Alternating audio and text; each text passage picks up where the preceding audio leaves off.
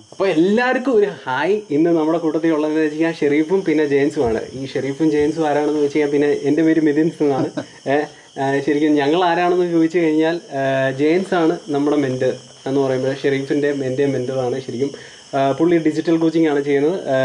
ഷെരീഫ് ചെയ്യുന്നതെന്ന് പറയുമ്പോഴത്തേക്കും business consultant ആണ്. ഞാനൊരു വീഡിയോ സെയിൽസ് എക്സ്പേർട്ടാണ്. അപ്പോൾ നമ്മൾ ഇന്ന് ശരിക്കും ഷെരീഫിൻ്റെ ഒരു നല്ലൊരു ഒരു റിസൾട്ട് എൻജോയ് ചെയ്യാൻ വേണ്ടിയാണ് ഇവിടെ വന്നിരിക്കുന്നത്. അതിനെ സംബന്ധിച്ച് കുറച്ച് ടോക്സ് നമ്മൾ നടത്താൻ പോവുകയാണ്. ശരിക്കും ഷെരീഫിന് 75 lakhs rupees ശരിക്കും 5 മാസം കൊണ്ട് കിട്ടിയത് അല്ലേ. അപ്പോൾ അത് വലിയൊരു നേട്ടമാണ് സത്യത്തിൽ. അപ്പോൾ അതിന് കാരണക്കാരനായെന്ന് പറയുമ്പോഴത്തേക്ക് നമ്മുടെ ജെയിൻസാണ്. ജെയിൻസ് നമുക്ക് ഇങ്ങനെ ഒരു കോഴ്സ് തന്നു, നമ്മൾ അതെല്ലാം ചെയ്തു. അപ്പോൾ അങ്ങനെ ഒരു ഇതുകൊണ്ട് തന്നെയാണ് നമുക്ക് ഇങ്ങനത്തെ ഒരു റിസൾട്ട് ഉണ്ടായത് അല്ലേ. ശരിക്കും എന്താണ് പറയാനുള്ളത്? അതായത് ഫസ്റ്റ് തന്നെ നമുക്ക് ഈ എങ്ങനെയായിരുന്നു ഈ ജേർണി സ്റ്റാർട്ട് ചെയ്തതെന്നുള്ള ഒരു കാര്യം ജസ്റ്റ് ഒന്ന് പറയാം. ജെയിൻസുമായിട്ട് ഞാൻ പരിചയപ്പെടുന്നത് പിന്നെ ഒരു 6 മാസങ്ങൾക്ക് മുമ്പാണ്. ആ സമയത്ത് ഞാനൊരു ബ്രാൻഡ് ഡെവലപ്പർ, അഥവാ ഒരു ബ്രാൻഡിന് വേണ്ടിയിട്ടുള്ള എല്ലാ വർക്കുകളും ചെയ്തു കൊടുക്കുക. അതായത് ഗ്രാഫിക് ഡിസൈനിങ്, അതേപോലെ ബ്രാൻഡ് ഡെവലപ്പ് ചെയ്യുക, അതിൻ്റെ കളേഴ്സ് കാര്യങ്ങളൊക്കെ സെറ്റ് ചെയ്യുക, അങ്ങനെയുള്ള കാര്യങ്ങളായിരുന്നു ഞാൻ അതുവരെ ചെയ്തിരുന്നത്.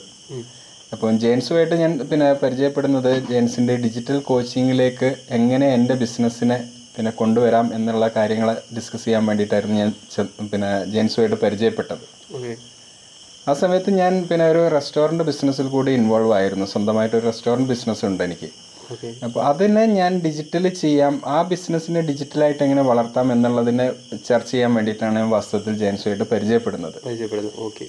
പക്ഷേ ഡിസ്കഷൻ വന്ന സമയത്താണ് എൻ്റെ ഉള്ളിലുള്ള എൻ്റെ അപാരമായ ഒരു കഴിവ് എൻ്റെ ഉള്ളിലുണ്ട് എന്നുള്ളതും അത് ഡിജിറ്റലായിട്ട് വളർത്തിക്കൊണ്ടുവരികയാണെന്നുണ്ടെങ്കിൽ അതിന് അനന്തമായ ഒരു സാധ്യതയുണ്ട് എന്നുള്ളതും കണ്ടെത്തി തന്നത്. അത് ഏത് പോയിന്റിൽ വെച്ചാണ് ശരിക്കും അത് മനസ്സിലായത്?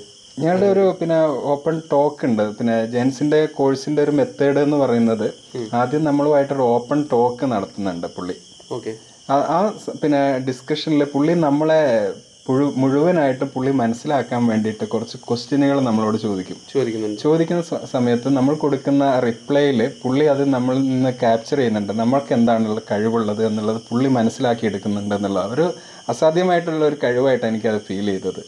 അതിൽ നിന്നാണ് ഞാൻ പറയാതെ തന്നെ നമുക്ക് തന്നെ മനസ്സിലാകത്തില്ല ഇല്ല, നമ്മളെ ഉള്ളിൽ ഒളിഞ്ഞിരുന്നിരുന്ന ഒരു കഴിവാണ് പുള്ളി കണ്ടെത്തിയിട്ട് ഇതൊരു വലിയൊരു ഒരു ഓപ്പർച്യൂണിറ്റി ആണ് അത് എന്ന് പറഞ്ഞ് മനസ്സിലാക്കി തന്നുകൊണ്ടാണ് എന്നെ ഈ ബിസിനസ് കൺസൾട്ടിങ് രംഗത്തേക്ക് പുള്ളി കൊണ്ടുവരുന്നത്. എന്നെ അത് പ്രാക്ടിക്കലായിട്ട് ചെയ്തു നോക്കിയപ്പോൾ ഭയങ്കര ഞാൻ വാസ്തവത്തിൽ ഞാൻ എൻ്റെ ക്ലയൻറ്റിന് വേണ്ടിയിട്ട് ഞാൻ ഇതിന് മുമ്പ് തന്നെ അത് ചെയ്തുകൊണ്ടിരിക്കുന്നുണ്ട്. പക്ഷെ ഞാൻ ചെയ്യുന്നത് ഒരു ബിസിനസ് കൺസൾട്ടിങ് ആണെന്നുള്ളത് ഞാൻ അറിയാതെയായിരുന്നു ഞാൻ അത് ചെയ്തിരുന്നത് എന്നുള്ളതാണ്.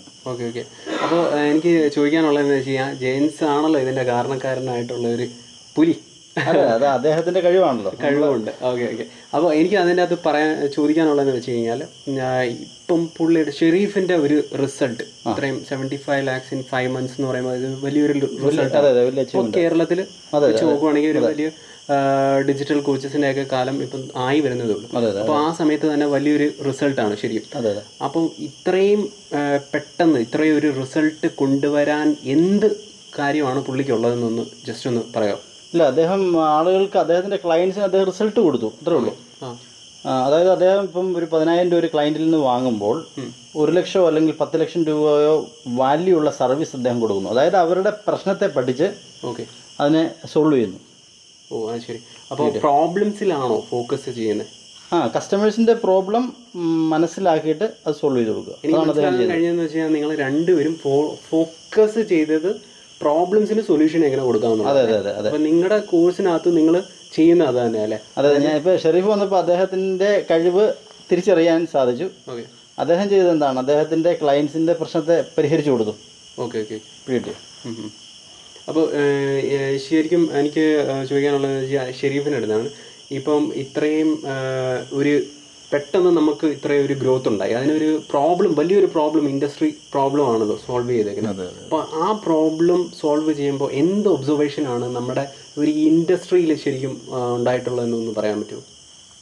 ഇത് നമ്മൾ മനസ്സിലാക്കേണ്ട ബിസിനസ് എന്ന് പറയുന്നത് അറിവ് നേടിക്കൊണ്ട് ചെയ്യേണ്ട ഒരു കാര്യമാണ്. ഇത് അറിയാതെയാണ് പല ചെറുകിട ബിസിനസ്സുകാർ ഇന്ന് ബിസിനസ് രംഗത്തേക്ക് കടന്നു വരുന്നത്. അവരുടെ കയ്യിൽ ബിസിനസ് തുടങ്ങാനുള്ള പണം ഉണ്ടാവും, അല്ലെങ്കിൽ അവരെവിടെന്നെങ്കിലുമൊക്കെ പണം സംഘടിപ്പിച്ചുകൊണ്ട് ഒരു ഉപജീവന മാർഗം എന്നുള്ള നിലയ്ക്ക് ഒരു സ്വയം തൊഴിൽ കണ്ടെത്തുക എന്നുള്ള രൂപത്തിൽ ഒരു ബിസിനസ് അങ്ങ് ആരംഭിക്കും. കാരണം സ്വന്തം കുടുംബത്തിന് പിന്നെ ജീവിതമാർഗം കണ്ടെത്തണം, അവർക്ക് ഭക്ഷണം വേണം, മരുന്ന് വാങ്ങണം, അല്ലെങ്കിൽ അവരുടെ ജീവിത മാർഗങ്ങളൊക്കെ നിറവേറ്റാൻ വേണ്ടിയിട്ട് നമുക്ക് പണം വേണം. അതിനു വേണ്ടി ഒരു ബിസിനസ് അങ്ങ് ആരംഭിക്കുകയാണ് ചെയ്യുന്നത്.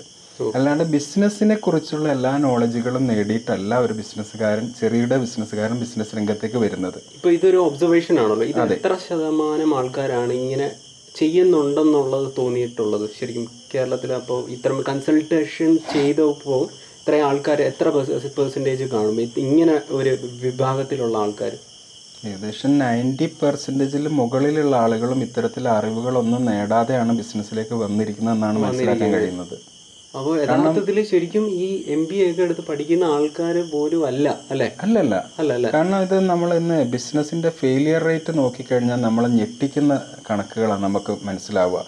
ഓരോ വർഷവും തുടങ്ങുന്ന ബിസിനസ്സുകളിൽ ഏകദേശം 70% ബിസിനസ്സുകളും അതേ വർഷം തന്നെ അവസാനമാകുമ്പോഴേക്ക് ഒരു വർഷം പൂർത്തിയാക്കുന്നതിന് മുമ്പ് തന്നെ ആ ബിസിനസ് പരാജയപ്പെട്ടു പോവുകയോ അല്ലെങ്കിൽ നഷ്ടം സഹിച്ചുകൊണ്ട് മുമ്പോട്ട് കൊണ്ടുപോകേണ്ടതായിട്ടുള്ള അവസരം വരുന്നുണ്ട്. അതിൻ്റെ ഒരു മേജർ പ്രശ്നം എന്ന് പറയുമ്പം ഇതാണോ, ലാക്ക് ഓഫ് ശരിക്കും നോളജ് ആണോ? നോളജാണ് ഏറ്റവും major problem. Lack of knowledge എന്ന് പറയുമ്പോൾ പല ഘടകങ്ങളാണ് അതിലേക്ക് വരുന്നത്. ഒന്ന്, പിന്നെ ഇവർ കണ്ടെത്തിയിരിക്കുന്ന ബിസിനസ് ഇന്ന് സമൂഹത്തിന് ആവശ്യമുള്ളതാണോ, സമൂഹത്തിന്റെ ഏതെങ്കിലും പ്രശ്നങ്ങൾക്ക് പരിഹാരമായിട്ടാണോ ഈ ബിസിനസ് കണ്ടെത്തിയിരിക്കുന്നത് എന്നുള്ളത് അവർക്കറിയില്ല. അതിനെപ്പറ്റി അവർ ചിന്തിച്ചിട്ടേ ഇല്ല. അവർക്കൊരു കൺസെപ്റ്റ് ഉണ്ടായിരുന്നു, ആ കൺസെപ്റ്റ് അവരൊരു ബിസിനസ് ആക്കി അങ്ങ് മാറ്റി അങ്ങ് ആരംഭിക്കുകയാണ് ചെയ്യുന്നത്. നമ്മുടെ സമൂഹത്തിന് ആ ബിസിനസ് കൊണ്ട് എന്തെങ്കിലും പ്രോബ്ലം, സമൂഹത്തിൻ്റെ എന്തെങ്കിലും ഒരു പ്രശ്നം പരിഹരിക്കാൻ ഈ ബിസിനസ്സിന് സാധിക്കുമോ എന്നുള്ളത് അവർ ചിന്തിച്ചിട്ടില്ല.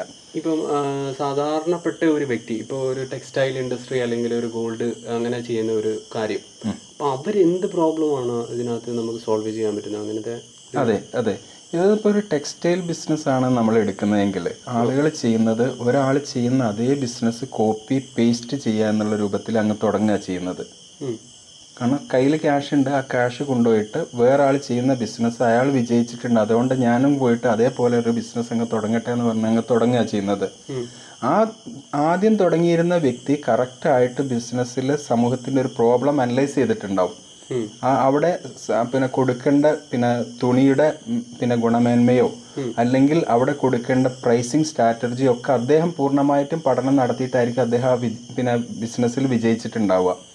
ഇതൊന്നും അനലൈസ് ചെയ്യാതെയാണ് ഈ ബിസിനസ്സിനെ കോപ്പി പേസ്റ്റ് ചെയ്യാൻ വേണ്ടി മറ്റൊരാൾ വന്ന് പണം ഇറക്കിയിട്ടുണ്ടാകുക.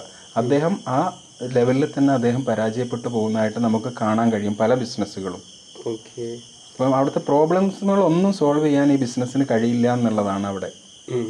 അപ്പോൾ ഷെരീഫ് എന്താണ് ചെയ്തു കൊടുക്കുന്നത് ശരിക്കും ഇങ്ങനത്തെ ഒരു പ്രോബ്ലം ഉള്ള, ഇപ്പോൾ ഒരു ഫെയിലിയറിലേക്ക് പോയിക്കൊണ്ടിരിക്കുന്ന ഒരു ബിസിനസ്സിന് എന്താണ് അന്നേരം അവിടെ? ആദ്യം നമ്മൾ അനലൈസ് ചെയ്യുന്നത് അവരെന്തൊക്കെ പ്രശ്നങ്ങളാണ് ഈ ബിസിനസ്സിനെ നേരിടുന്നത് എന്നുള്ളതാണ് ആദ്യം നമ്മൾ അനലൈസ് ചെയ്യുക.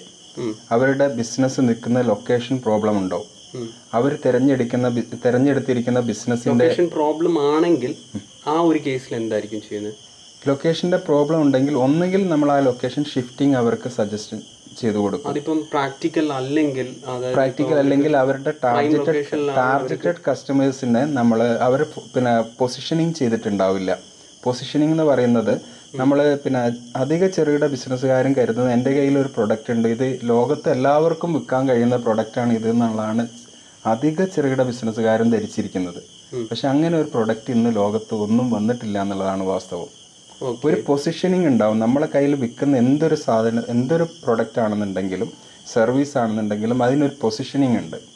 ഏതോ ഒരു കാറ്റഗറി ടാർഗറ്റഡ് കസ്റ്റമേഴ്സിന് മാത്രമേ അത് വിൽക്കാൻ കഴിയുള്ളൂ. അങ്ങനെ കണ്ടെത്താൻ കഴിയാതെ പോകുമ്പോഴാണ് ആ ബിസിനസ് പരാജയപ്പെടുന്നത്. അപ്പോൾ ആ ലൊക്കേഷനിൽ നിന്നുകൊണ്ട് ആ ലൊക്കേഷനിലെ ടാർഗറ്റഡ് കസ്റ്റമേഴ്സിനെ കണ്ടെത്താൻ വേണ്ടി ശ്രമിക്കുക, അവരിലേക്ക് ആ ബിസിനസ്സിനെ എത്തിക്കുക എന്നുള്ളതാണ് ചെയ്യാൻ കഴിയുക. ഓക്കെ. അപ്പോൾ ജെയിംസിൻ്റെ അടുത്ത് ഒരു കാര്യം ചോദിച്ചോട്ടെ.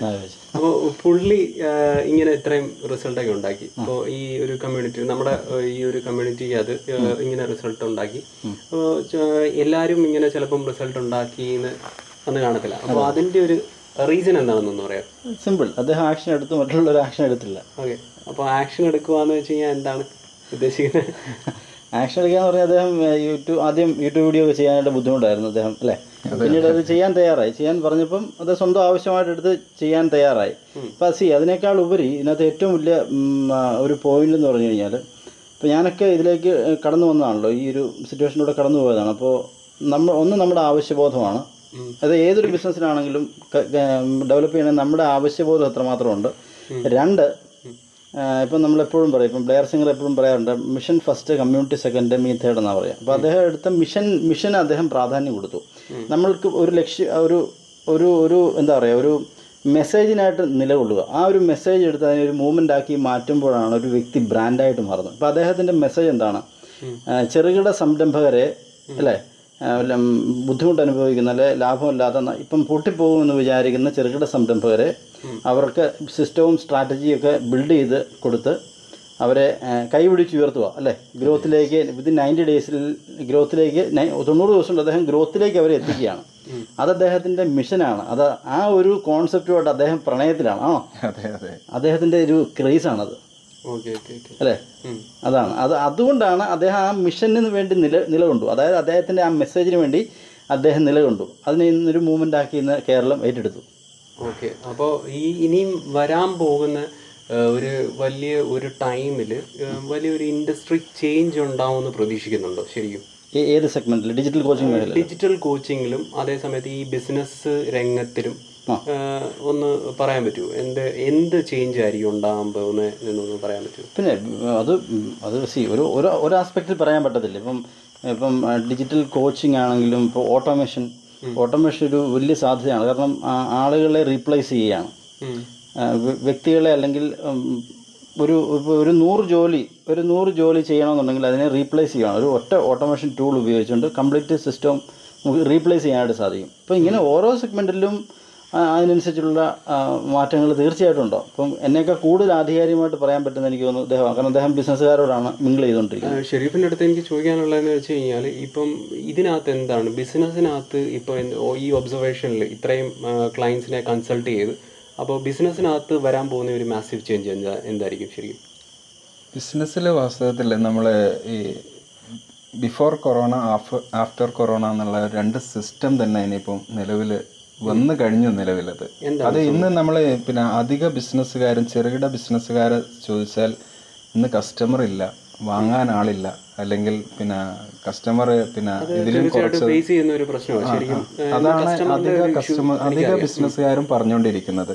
പക്ഷെ നമ്മൾ ഇങ്ങനെ വേവലാതികൾ പറയുന്നതിനപ്പുറത്തേക്ക് നമ്മുടെ ബിസിനസ്സിന് എന്താണ് സംഭവിച്ചുകൊണ്ടിരിക്കുന്നത് എന്നുള്ളത് മനസ്സിലാക്കാൻ ഇവർ തയ്യാറാവുന്നില്ല. അല്ല, ഇപ്പൊ പൊതുവെ ഇപ്പൊ സെയിൽ ഇല്ലെന്നാണ് പറയുന്നത്. കസ്റ്റമർ സെയിൽ ഇപ്പോൾ ഒരുപാട് കുറഞ്ഞു. കൊറോണയ്ക്ക് ശേഷം ഇപ്പം എല്ലാ മേഖലകളിലും സെയിൽ കുറഞ്ഞെന്നാണ് ഞാൻ കേൾക്കുന്നത് പൊതുവെ ഉള്ളത്. അതിന്റെ റീസൺ എന്താണ്? പക്ഷേ നമ്മൾ ഒന്ന് ആലോചിക്കേണ്ടത്, നമ്മുടെ ഇവിടെ ഇന്നിപ്പോൾ ഏറ്റവും ഇ-കൊമേഴ്സ് രംഗത്തൊക്കെ വർക്ക് ചെയ്തുകൊണ്ടിരിക്കുന്ന പല കമ്പനികളുടെയും ഗ്രോത്ത് വളരെയധികം കൂടിയിട്ടുണ്ട്. വലിയ വിൽപ്പന വർധനവാണ് അവരുടെ ബിസിനസ്സുകളിലൊക്കെ സംഭവിച്ചുകൊണ്ടിരിക്കുന്നത്. അതേപോലെ പിന്നെ നമ്മളുടെ ഇവിടുത്തെ പ്രമുഖ ബ്രാൻഡുകളൊക്കെ എന്താവുന്നുണ്ട്, പിന്നെ നമ്മുടെ റിമോട്ട് ഏരിയകളിൽ വരെ വന്നിട്ട് ചെറിയ ഷോറൂമുകൾ അവർ ഓപ്പൺ ചെയ്യുന്നത് നമ്മൾ കാണുന്നു. ഇത് ബിസിനസ് ഇല്ല എങ്കിൽ ഇവരങ്ങനെ ചെയ്യോ? ഇല്ല. അപ്പോൾ ഇവിടെ സംഭവിക്കുന്ന ഒരു വലിയ മാറ്റം എന്താണെന്നുള്ളത് നമ്മൾ മനസ്സിലാക്കണം.